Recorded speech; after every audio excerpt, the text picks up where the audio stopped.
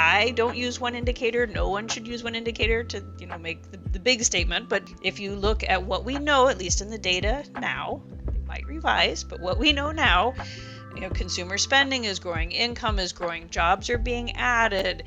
The typical metrics that the National Bureau of Economic Research uses to date recessions, they are by and large still increasing. A recession is a contraction. So we are not right now in a recession by all likelihood. Hey everyone, this episode is brought to you by Mantra, the security-first, compliance-focused L1, which is onboarding the next wave of financial institutions. You're going to be hearing all about them later in the show, but for now, Mantra, thanks for making this episode possible. All right, welcome back to another episode of On the Margin, and we have a very special guest today, Dr. Claudia Sahm, Chief Economist for New Century Advisors, founder of Sahm Consulting.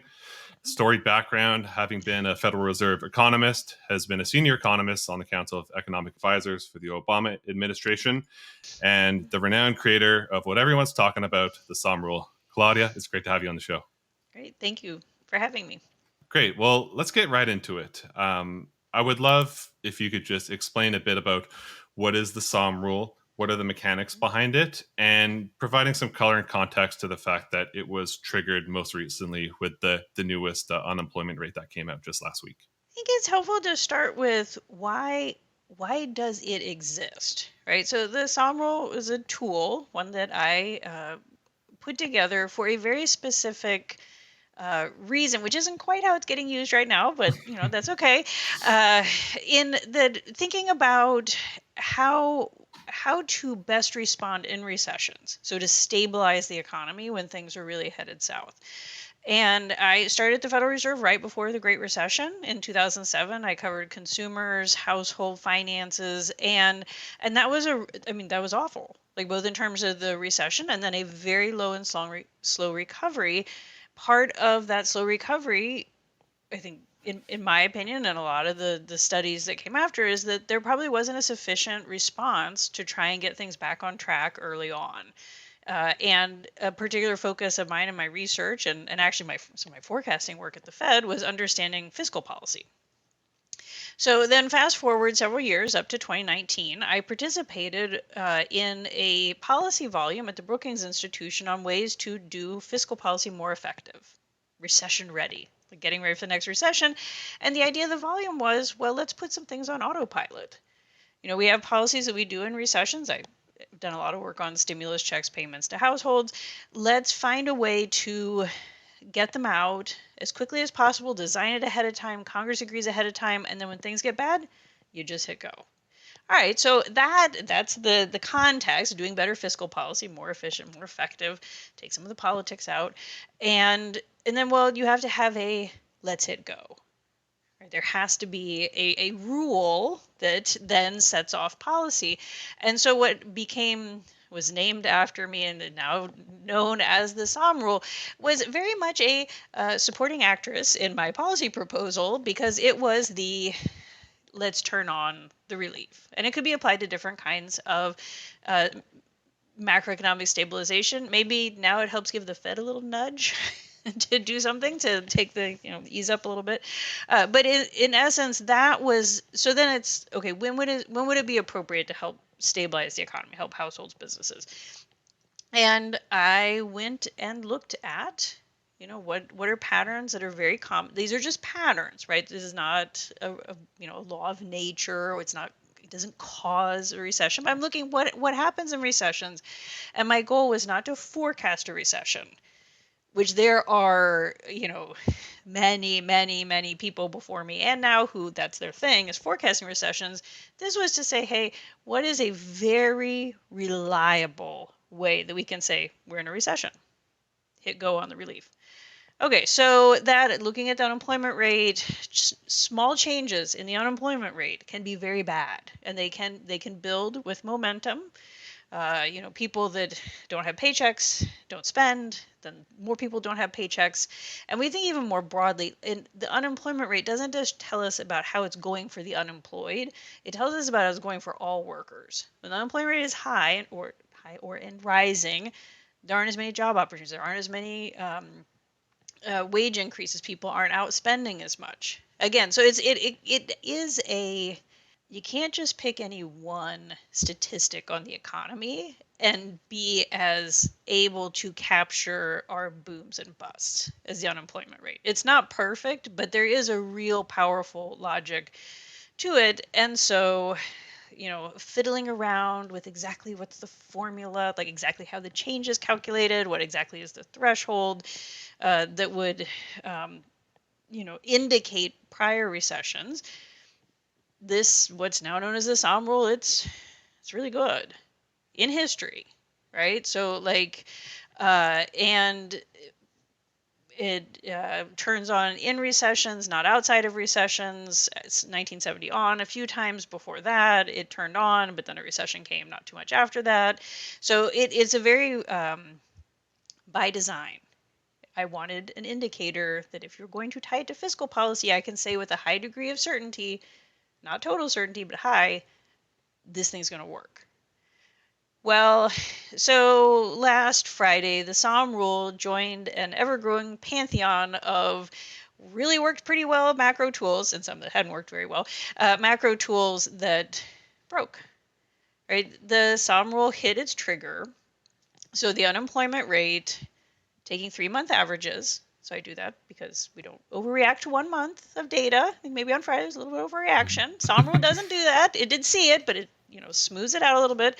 Take those 3-month averages, look at the current value, compare it to the low over the prior 12 months, half a percentage point or more. This is a relatively small increase in the unemployment rate, but a half a percentage point or more, that is consistent with being in the early months. Usually it turns on about 3 months, 4 months in, early months of a recession. Okay, so we passed that, not by much, but passed that threshold on Friday. Normally that would say a recession. But if we look around, and that's what we do right now, I don't use one indicator. No one should use one indicator to, make the big statement. But if you look at what we know, at least in the data now, they might revise, but what we know now, consumer spending is growing, income is growing, jobs are being added. The typical metrics that the National Bureau of Economic Research uses to date recessions, they are by and large still increasing. A recession is a contraction. So we are not right now in a recession by all likelihood. Now, does that mean that we just totally blow past the Sahm Rule? No. The increases in the unemployment rate, there are reasons, and probably talk about them, why I think it's the Sahm Rule's overstating is more ominous than reality is. Because again, we have all these other indicators that say we're still expanding. And yet there are increases in the unemployment rate that are happening that have this very worrisome direction to them, and that they could build into a recession. So normally the Sahm Rule is not there to work as a forecast. This time is definitely not the indicator, but it may be telling us something about where we're headed, but not with the kind of, it's imminent, it's going to happen. It's just we do have a problem here. Yeah, yeah. I really appreciate the emphasis on the motivation for creating the rule, and really emphasizing that it's the fiscal side, because to your point, market participants are really latching onto it right now. We even seen, during Powell's press conference last week, one of the reporters asked him about his view on the current Sahm Rule. So did that surprise you that it's being used in that way? I did want to give the context of why it exists. The goal is to stabilize the economy in a recession, right? I was pointed at fiscal policy. I wanted to do something that I felt was accurate. I clearly got a lot more work to do here if we're going to come up with something that has a higher accuracy level.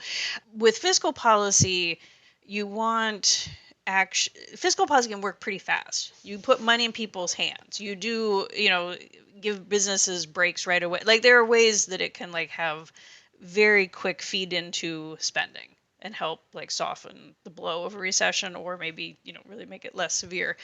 Monetary policy takes some time to work, right? So typically, I wasn't thinking about the Sahm Rule with relation to the Fed, because the Fed tries to they need to see is the recession or the substantial weakening like 6 months out, a year out, right? Like they can't wait until they're sitting on top of it to act. So, um, yeah. So your question about am I surprised how the Sahm Rule has shown up in the discourse? No.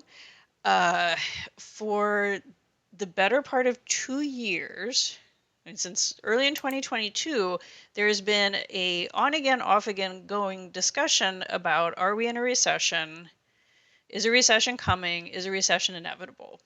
So I have, in the early innings of this, when we actually in 2022 had 2 quarters of GDP declines, which are the most common, most famous of recession indicators, even a technical recession. We had that in the United States, and there was no recession.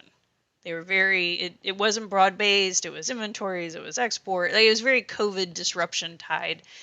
And so at that point, I'm in that discussion being like, hey, look at the labor market. The labor market is great. We're not in a recession. Look at spending. So it's, and last year, the Sahm Rule started to move up with the unemployment rate.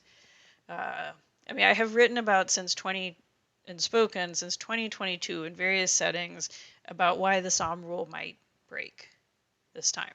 So like I have been preparing for this day, because it did, as with many of the tools we have. I think you can find several where there were disruptions on supply that were unusual since the pandemic, that kind of really muddy the waters with kind of our typical demand signals, which like a boom and bust, a recession recovery, they're often about movements around in demand, whether those movements show up in like jobs or they show up in inflation, right? It's a demand thing. And yet we had such a cascade of supply disruptions, some of them physical, like supply chains and goods, and some of them people, like workers. And so that just isn't, the Sahm Rule could handle some of that. It was more, it was a too abrupt, some of the changes in the labor supply. Yeah, if there's going to be a business cycle where it challenges these type of dynamics, it's certainly this one. I mean, we've seen it with, I know it's a forecast versus yours is coincident, but the yield curve inversion has been tested over the last couple of years in terms of its accuracy of forecasting recession. I'd be curious. You mentioned that it's on the verge of potentially breaking. What are those specific dynamics? I know, looking at, say, obviously the Sahm Rule looks at the momentum of unemployment, which is really important, but do you look at and bake into the idea where the absolute level that you begin the unemployment rate is? Because we're at 4.3 now. That's still not too bad. Oh, so to define breaking. So as far as I'm concerned, the Sahm Rule broke on Friday, because the Sahm Rule, its purpose is to indicate we are in a recession. If it turns on and we are not in a recession, then that it failed, right? In its purpose, right? Because again, like I wouldn't, broadly speaking, based on the data we have, we're almost certainly not in a recession. Not real happy about having a recession indicator with my name on it that turned on and it's like, we're in a recession. It's like, no, that was the whole, I mean, I put a lot of effort into trying to find a place where that wouldn't happen. But, learn, like this is probably the business cycle that just, injects humility every which way in our tools. Yeah. And yet we still need new tools. So I will love the person who comes up with a better rule for what I was trying to do. Right. So I look forward to that one. Hey everyone, this episode is brought to you by Mantra, the security-first, compliance-focused L1, which is onboarding the next wave of financial institutions into Web3. So you guys have heard me talk about Larry Fink talking about tokenization. You've seen the clips on CNBC. You know that Larry and BlackRock are very, very excited about this idea. And the reason for that is they're looking at these trillions of dollars of off-chain real-world assets. They want to digitize those and bring them on-chain, which is going to be a massive opportunity. But in order to do that, they need a compliant L1, and that's where Mantra comes in. Mantra's been steadily climbing the ranks and now stands among the top 4 RWA projects on CoinGecko. which is representative of its rapid growth and influence in the tokenization space. Mantra is built using the Cosmos SDK, so they have some very cool stuff out of the box. They've got IBC interoperability. They also leverage CosmWasm smart contracts. Very cool design from an architectural standpoint. The next phase on the blockchain's testnet is Hongbai, so that's launching soon. So if you're a dApp developer or something like that, there's a lot of very cool opportunities for you, and I highly recommend that you click the link at the bottom of the show notes. That'll know that I sent you. Thanks very much again, Mantra, for making this possible. And again, guys, click the link at the bottom of the show notes. So one might think, okay, well, what we learned, or the estimate of unemployment in July was 4.3%. You think, wow, 4.3%, that is very low. It, we'd had a stretch of 2 years at or below 4% unemployment. You got to go back to the 1960s. I mean, like, we've just had really low unemployment. So you might think, well, part of getting back to normal, inflation was too high, had to come down, get back. It's just we're going to have a little higher unemployment, and this shouldn't be causing. Well, no one should have panicked on Friday, but you shouldn't look at a 4.3 and just have this like, all these problems. Now, the United States has entered recessions, and there are reasons for this. The United States has entered recessions from varying levels of unemployment. There are times, I mean, this is decades ago, where we have entered the unemployment, or we have entered a recession at lower unemployment rates than now. And there are certainly times in the 80s where we entered recessions with much higher unemployment. Like, even, the recovery didn't even get us down that low. So when you think about these changes in the economy, because a recession, it's a contraction, it's a decline in output. So then there is a corollary. It makes sense. You're looking for a decline in workers, the rise in unemployment, right? So the changes are what are most powerful, because, and the Sahm Rule has this looking, over a year period. And other people have looked at changes in the unemployment rate. It's used often in forecasting, right? Different horizons. But this idea of if you're doing like trying to get your head around a recession or a recovery, you'd want to look at changes. The level can drift over time, like the demographics, right? So even if things are all just fine back in, say, the 1970s, 80s, the unemployment rate, kind of the equilibrium, was likely much higher than now, because we now have a older workforce, a more experienced workforce, ones that spend less time unemployed. So you can have, and there are other reasons unemployment can change over time very slowly, kind of the institutions of the U.S. labor market. But when we're thinking about a recession, it's about changes. So we have to be really careful about levels. That said, the Sahm Rule, it really didn't have a chance this time. In 2022, one reason that I already was worried this was going to go off the rails was that we had millions of people drop out of the labor force. Sometimes in recessions, we see a decline in the labor force early on. There are a lot of job opportunities. This time, it was a plummet. I mean, very much with the pandemic, and this was so unusual. And then many of those workers came back slowly, or some did not come back, stayed retired or other out of the labor force, and customers came back quickly. So early in the recovery, we had labor shortages, and the unemployment rate was pushed down to 3.4% on a month. That was its lowest level. So that, yes, there was a demand for workers because we were in this recovery, but it got this extra kick because we were missing workers. We didn't have the supply. So again, the Sahm Rule is going to look at changes. So if the unemployment rate gets pushed down because there's not enough labor supply, well, that's going to make it easier to have an increase of a 0.5 percentage point. And then what is happening now is, in the last few years, immigration in the United States doubled, and which was amazing from the lens of the economy for dealing with labor shortages. Like that was a big problem that was very disruptive. It was probably causing some inflationary, pressures. But it means then you swung the other way in that when you have many workers come in, people looking for work, well, it takes time often to get a job, so they push up the unemployment rate.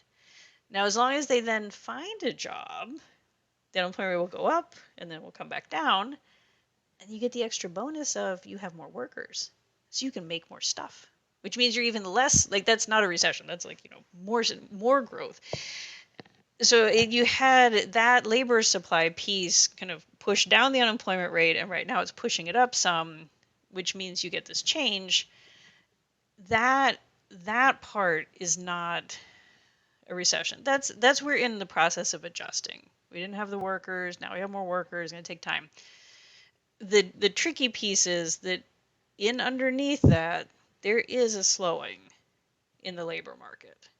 Right. It's not the whole amount of what's captured in the Sahm Rule and what triggered the Sahm Rule, but there is enough in there in terms of uh, job growth has slowed. The hiring rate is now lower than it was even before the pandemic. So it's getting harder, particularly if you're on the outside, to get a job. And that piece is very much in the spirit of this um, negative momentum in the labor market. It's not, it's there. It's just the labor supply piece is making it look. Do you think Sahm Rule 2.0 would have some sort of modifier that takes into consideration changes in labor supply dynamics, or what do you think? So I had the opportunity. The Treasury of New Zealand asked me to work on a policy project early this year. So again, I've really been thinking about where this all was heading, and their country actually they have a lot of in and out migration, and various differences. There's again the Sahm Rule is. I created it. I calibrated it to the U.S. experience, our institutions, how we deal with recessions. Other countries have different labor market institutions. So for a variety of reasons, like it was just trickier in New Zealand. It's a more volatile economy, the ins and outflows with unemployment, and so it's like the Sahm Rule, a modification of it wasn't sufficient. I had to kind of use a two-part test, like are things, um, the, is consumer spending decreasing and that kind of thing. But the important one, the piece that would have been the simple, at the very basic level needs to be put with the Sahm Rule is a test of, because again, this was about providing fiscal stimulus or stabilizing, kind of helping demand, finding a way to help demand, okay, the unemployment rate test is met, and then is inflation low? Interesting. Because right now, well, I see some people trying to blame the Sahm Rule for all of the recession fears of the last few days. I was like, yes, blame the Sahm Rule and give the Fed a pass. It's like the Fed is they're putting downward pressure on the economy to get inflation down, right? Mm-hmm. Like no one wants a recession, but the tool the Fed has is through weakening demand. Inflation is not back down to target.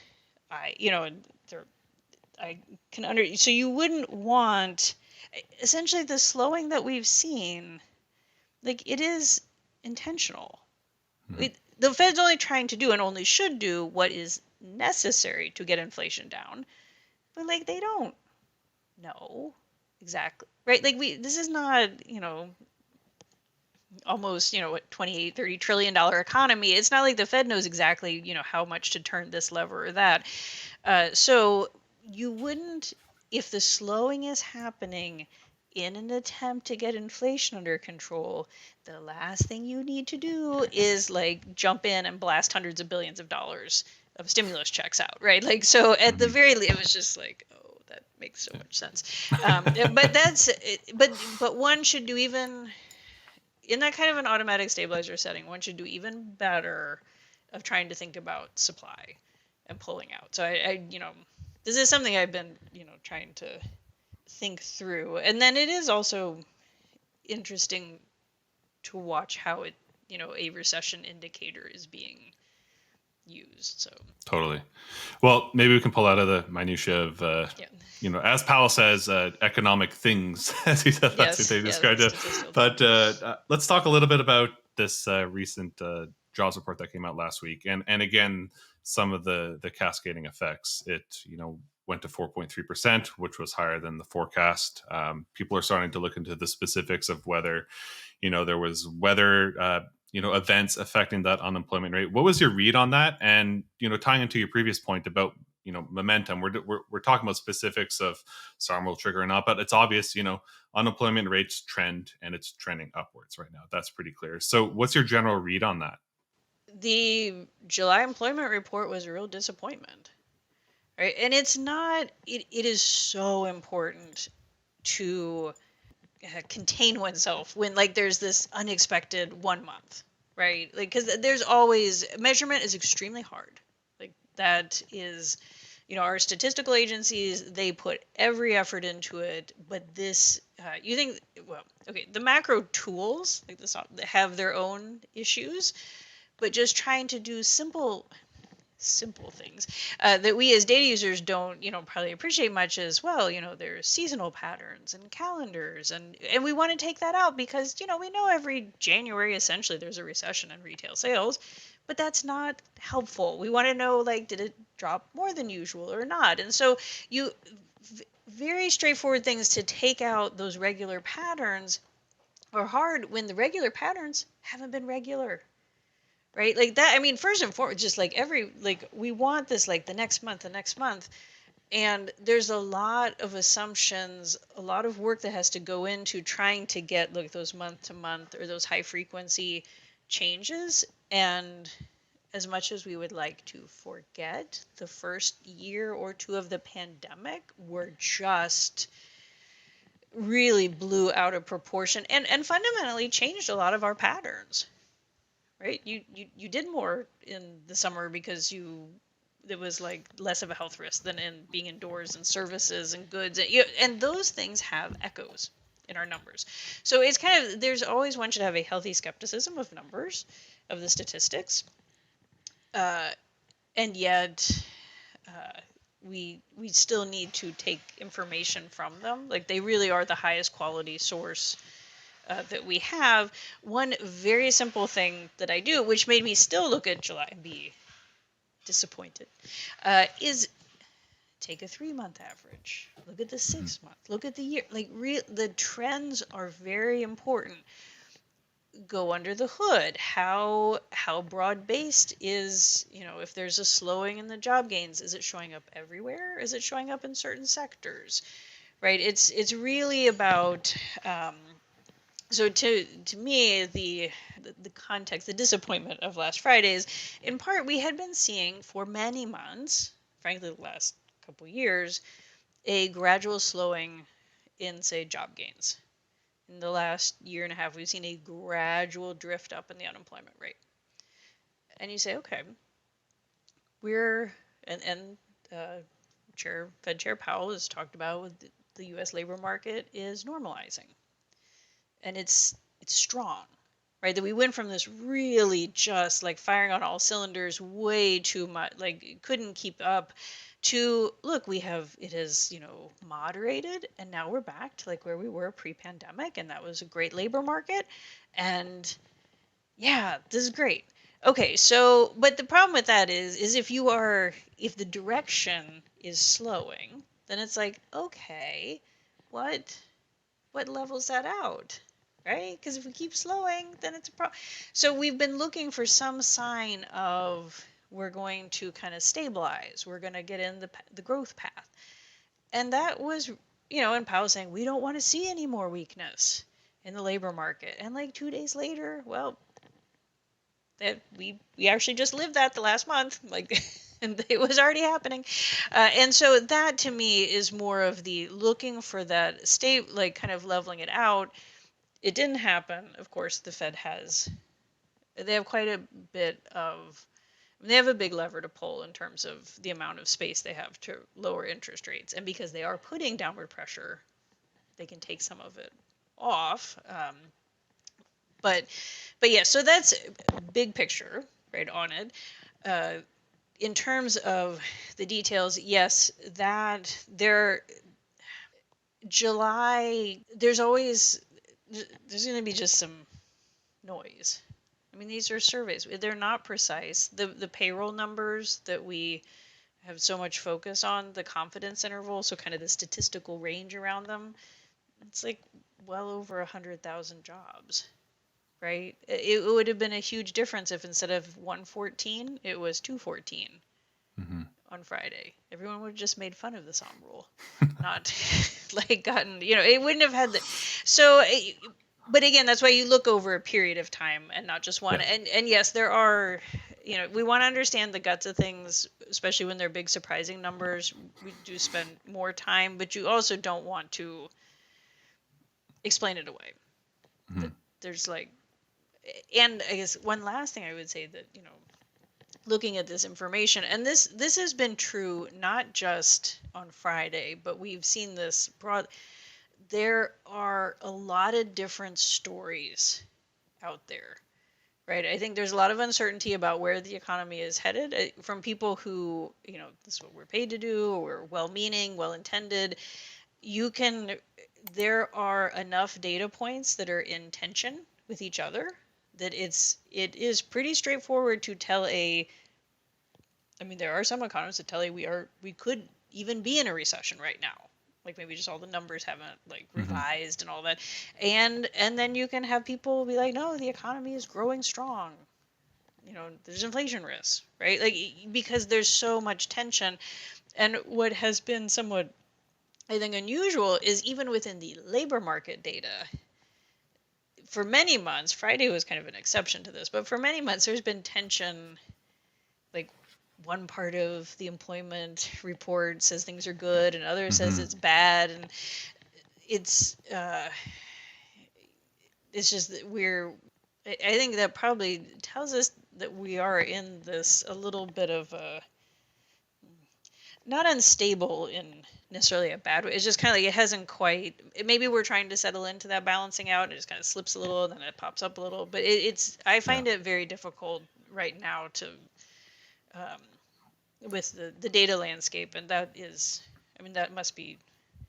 That's challenging. Hello, listeners of On the Margin. I've got good news for those of you who are in the crypto scene. Blockworks is bringing back Permissionless. We're going to be doing Permissionless 3, and this year we are heading west. So we're moving that out to Salt Lake City. That's going to be October 9th through 11th this year. We've got a phenomenal lineup of speakers for you. So we've got Balaji headlining. We've got Sriram, Munib, Matt Hogan of Bitwise, Jan Van Eck. This one's going to be a blast, guys. And I saw many of you out in London for a DAS this year, and I hope to see you out in Salt Lake for Permissionless. And because y'all are such faithful listeners, we've got, if you use code MARGIN10, you're going to get 10% off your tickets. Appreciate you all. Hope to see you out there.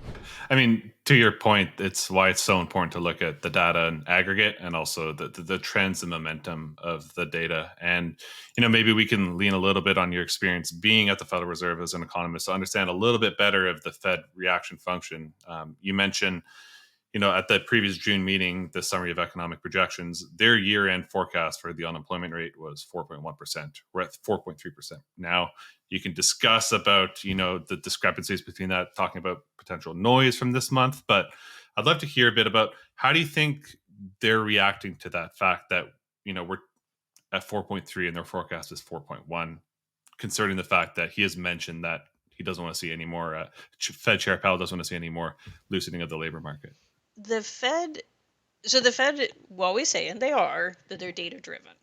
Okay, this is kind of the mantra, and at the Fed, where I was trained, you take the data, you understand the data, how they are put together, what, and you have models, you have economic models, and then you tell a story, right? Because you have to, and you kind of test it. So it has it's not just you like pull a crank and it spits out a number and off they go do their monetary policy. So there is, kind of thinking through everything.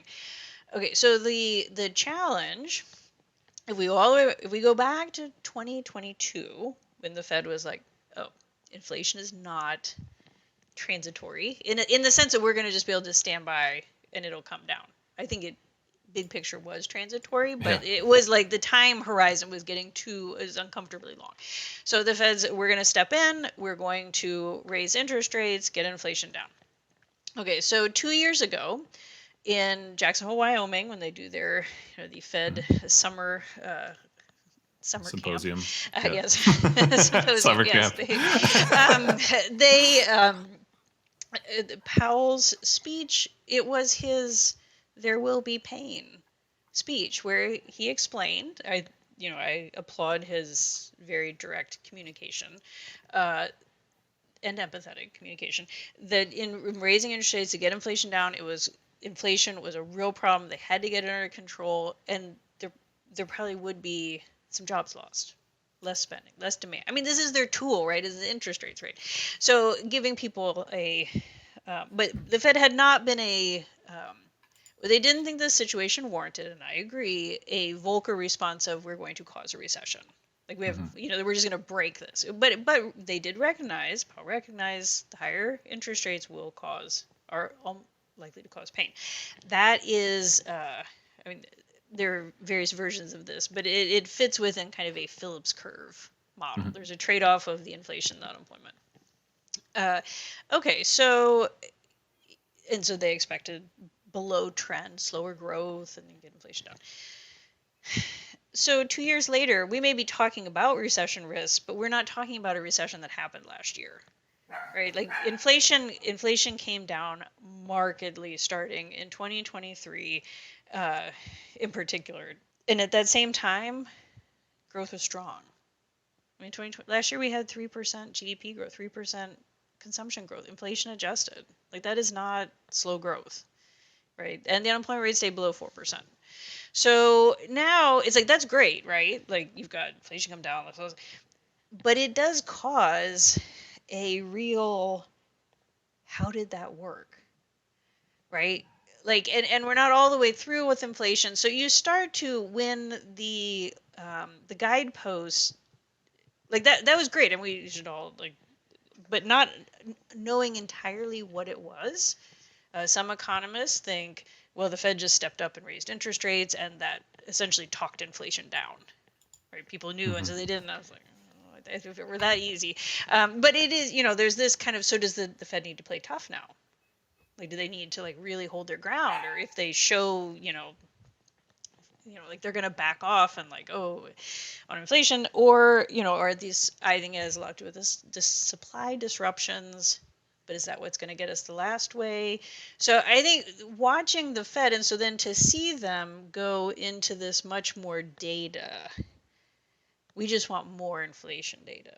We want more, because that is a recognition of, I mean, it does kind of make sense. If you don't know how things are working, you're very, I'm sure they have developed, they have the kind of story for what's going on, but you're going to want more evidence because you don't feel like you can trust the model, right? Like, because it hasn't quite worked. So that's where watching them, it means they've been probably more reactive to data than is that. I mean, frankly, it's risky. Monetary policy takes time to work through interest rates. So if you have to have it in hand before you do something, and you're the Fed, you've almost certainly waited too long. Yeah. And I know you've been talking a bit about how they should have been cutting, they should have already been cutting already. Looks like it's finally going to happen in September. But do you think part of that is also just, some of those Taylor Rule type models of just understanding where we are in terms of restrictiveness is making it more difficult to be certain for them? Well, I mean, the Taylor rules are all with me at this point. I mean, they have well over 100 basis points to cut relative to Taylor rules. Now, and I should say, so I didn't name it, but I understand, the Sahm Rule got called a rule because it's about fiscal policy, like the Taylor Rule is about monetary policy. Right? They're rules not in a, something should happen in the world. It's like something should happen with policy makers, which is kind of different. So it's not like the Fed, and I only say that because it's not like the Fed ever follows a Taylor Rule, right? It's a prescription. It's maybe even just an empirical description. Originally, it was an empirical description of what Feds had done in the past.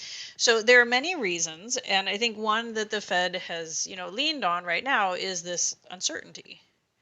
they call it, their risk management approach, and that has, leads into more of this. We want data, but now that I think at this, I, um, these are very difficult decisions. I don't, even if maybe it looks like a missed opportunity to have not eased already, like the labor market may be proving less resilient than the Fed, or not as strong as they thought even just last week. There are many opportunities still, right? Like it, yes, they waited to raise rates into 2022. Inflation was higher. Yeah, that was messy. Probably would have been better to go earlier, but inflation's come down a lot. So it's also not like, oh, the Fed, they had a chance to cut last week and they didn't. Yeah, I think they could have looked. They could have looked like they had a crystal ball if they'd cut last week, but which they don't. And then, but they have an opportunity to readjust, and I think they're pointing in that direction anyways to cut. I think more it's a question now of how much, and they will carefully consider that. So. And so you don't think that if they, wait till September, that's not necessarily going to be too late and start to head towards like a hard landing camp? You still think there'll be enough time if, there's been some talk about in markets about, a bit caused by the downturn of the last couple of days, people starting to talk about an intermeeting cut. And I think that was a little too far on the other side. But yeah, it was nice to see some green in markets today. I mean, the events on Friday and then Monday, you had what was happening in the United States with the payrolls, and the Fed had met, and then you had Japan, and you have like there were just lots of Warren Buffett selling half his Apple. Like you just get enough little pieces come together, and you have a perfect storm of a outsized reaction, right? Like and so yes, that appears to have calmed some, right? But I think the message is still sticking that was like the U.S. labor market is slower than we had expected, right? And the risks are, even for, I think, people who don't have. I mean, my baseline is not a recession. You know, Sahm has split with the Sahm rule. It's like we're not in a recession. Sahm rule is not right about that. I think the risks are elevated. I do take very seriously what's happening in labor markets, and the fact that there still is a good bit of pressure with interest rates on. Like, there's a reason it's slowing, and yet I do think the Fed will be responsive, and that there's time to do that. And I think there is time that doesn't involve between meetings in votes. The Fed is very wary. Like, you think some silly rule spooked markets a little bit on Friday. The Fed coming out and voting to like cut rates by 50 basis points would not. I mean, that would be bad. So they would put. Now it's always on the table, right? If something were to happen, if there. Often these are like liquidity events, something really breaking in market, not like stock market moves or a payrolls print. I mean, something bigger. There are times where the Fed comes in between meetings and takes action of various forms. So like that could happen any day. I do not expect. I don't think we've seen anything that's close to warranting that. So now the first thing is that, I mean, on Friday the markets reacted. There's been a big move. I think probably an outsized move, but definitely a move in the right direction in terms of what our expectations of Federal Reserve easing the rest of this year. If we get maybe the rest of the data we get between now and September will undo that. July may look totally like a total head fake. Let's hope. That's not my base case, but I mean, probably not necessarily things even getting as bad. So we've already seen some of the mortgage rates will come down some. The markets are doing some of the Fed's work now. The Fed can, at least for a little while in between, they want everything calm. And the Fed speakers we've heard since then, Mary Daly, Austin Goolsbee, we've been like, calm, we're not panicking, we're not getting, but they're also not like, oh yeah, just disregard that. We're still thinking about Trump. So the Fed can kind of, if it's careful, and I think the people out there speaking are being careful for good reason, especially this week.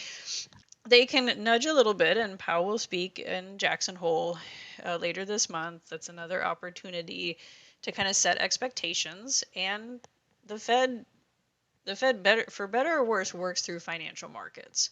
So financial markets can kind of carry the torch between meetings. But the Fed in the end does, like, they can't just say, oh yeah, we're going to cut, and then not cut. Right? Like, they do actually have to do it at some point, and it's there's a lot of uncertainty about what exactly the path we're on is, and how good it looks. Like, maybe this really was a big head fake in terms of being way too negative, or maybe we are on a slowing path that's gaining momentum, right? So, but we'll get more information. But the Fed they're poised to respond, and markets are clearly paying attention to it as well. So that's good. I think it's clear they're heading in the right direction, and the momentum is sort of being clear. But again, we need to see a lot more over. And again, like to your point, there's the Jackson Hole meeting at the end of the month, symposium where they could discuss this. But yeah, just seems like it's a time thing. Well, Dr. Claudia Sahm, it was really great to have you on here. Really appreciate you breaking down the mechanics and where you view the Sahm Rule as it stands, because it's getting a lot of attention now, and it's just no one greater to hear it from. Great. Thank you so much. I appreciate it. Thank you.